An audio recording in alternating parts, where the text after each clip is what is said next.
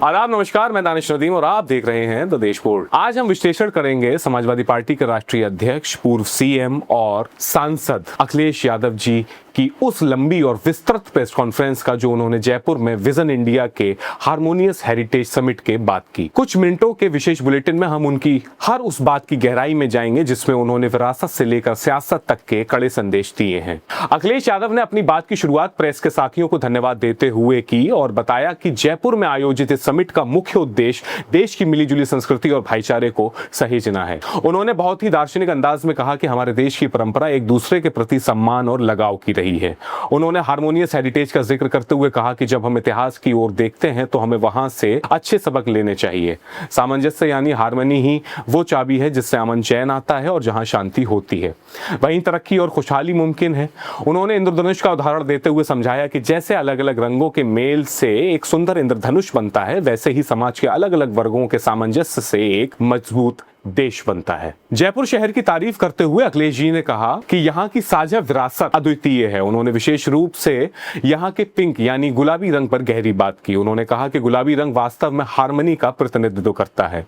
उन्होंने शब्दों में जब लाल रंग में सफेद रंग मिल जाता है तो गुलाबी रंग बन जाता है। ये मेल ही हमारे देश की असली ताकत है। उन्होंने कहा कि चाहे वो खान पान हो या वास्तुकला, मुगल और भारतीय शैलियों का जो संगम हमें जयपुर के किलों और इमारतों में दिखता है वही भारत की पहचान है। प्रेस कॉन्फ्रेंस का दूसरा और सबसे आक्रामक हिस्सा राजनीतिक रहा।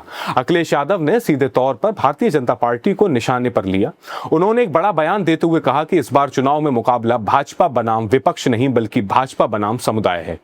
उनके अनुसार यह समुदाय दरअसल उनका पीडीए फॉर्मूला यानी पिछड़ा, दलित और अल्पसंख्यक गठबंधन है। उन्होंने दावा किया है कि जो भी वर्ग आज के समय में पीड़ित है, दुखी है या अपमानित महसूस कर रहा है वो सब इस पीडीए का हिस्सा है। चाहे वो बेरोजगारी से जूझ रहा युवा हो, महंगाई की मार झेल रही आधी आबादी हो या अपने हक के लिए लड़ रहे आदिवासी भाई बहन हो, ये सभी एकजुट होकर भाजपा को हराने जा रहे हैं। अखिलेश यादव ने उत्तर प्रदेश के मुख्यमंत्री योगी आदित्यनाथ पर अब तक का सबसे तीखा हमला किया। उन्होंने उन्हें अजय सिंह बिष्ट कहकर संबोधित किया और उन्हें नकली संत करार दिया। उन्होंने चुटकी लेते हुए कहा कि जो दूसरों से सर्टिफिकेट मांगते हैं उनके पास अपना खुद का सर्टिफिकेट नहीं है। उन्होंने मुख्यमंत्री के विदेशी दौरों और खेलकूद की गतिविधियों पर तंज कसते हुए कहा कि जापान में बुलेट ट्रेन की रफ्तार देखकर वो उंगलियां गिनना भूल जाते हैं और क्रिकेट के मैदान में 3 टप्पे के बाद भी बल्ला हवा में घुमाते हैं। उन्होंने बुलडोजर वाली कार्यशैली पर कटाक्ष करते हुए कहा कि शायद बास्केटबॉल भी वो बुलडोजर पर चढ़कर ही डाल पाएंगे। चुनावों की निष्पक्षता पर सवाल उठाते हुए उन्होंने चुनाव आयोग को भी कटघरे में खड़ा कर दिया।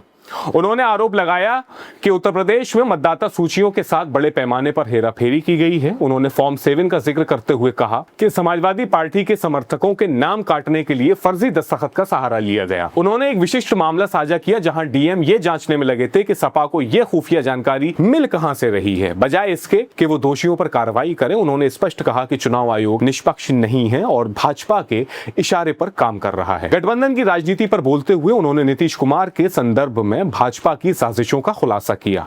उन्होंने कहा कि नीतीश जी से मुलाकात के वक्त लगा था कि वो प्रधानमंत्री पद के उम्मीदवार होंगे, लेकिन भाजपा ने ऐसा षड्यंत्र रचा कि जो प्रधानमंत्री बनने के काबिल थे उन्हें अब राज्यसभा भेजकर रिटायर करने की तैयारी है। उन्होंने इसे भाजपा का हुनर बताया कि कैसे वे मुख्यमंत्री को डिप्टी सीएम या गवर्नर को विधायक बना देते हैं। अंत में अखिलेश यादव ने समाजवादी सरकार के दौरान किए गए विकास कार्यों जैसे एक्सप्रेसवे और डिजिटल डिवाइड कम करने के लिए बांटे गए लैपटॉप की याद दिलाई। उन्होंने वाराणसी यानी काशी के क्योटो बनने के वादे पर तंज कसते हुए कहा कि क्योटो को केवल अब यूट्यूब पर ही दिखेगा क्योंकि जमीनी स्तर पर काम ही नहीं हुआ है। उन्होंने मणिकर्णिका घाट पर पौराणिक मूर्तियों को तोड़ने का आरोप लगाते हुए कहा कि भाजपा अपना इतिहास बनाने के लिए पुराने इतिहास को मिटा रही है। उनका आखिरी संदेश यही था कि 2027 में पीडीए और समाजवादी विचारधारा की ऐतिहासिक जीत होगी। साथियों, यह था अखिलेश यादव की प्रेस कॉन्फ्रेंस का पूरा ब्यौरा। आपको क्या लगता है, क्या पीडीए का यह समीकरण 2027 में भाजपा को रोक पाएगा? अपनी राय हमें कमेंट बॉक्स में जरूर दें। अगर आपको हमारा ये विशेष विश्लेषण पसंद आया हो तो इस वीडियो को लाइक कीजिएगा, ज्यादा से ज्यादा शेयर कीजिएगा। निष्पक्ष और बेबाक खबरों के लिए द देश बोर्ड को अभी सब्सक्राइब करें। मैं हूं दानिश नदीम,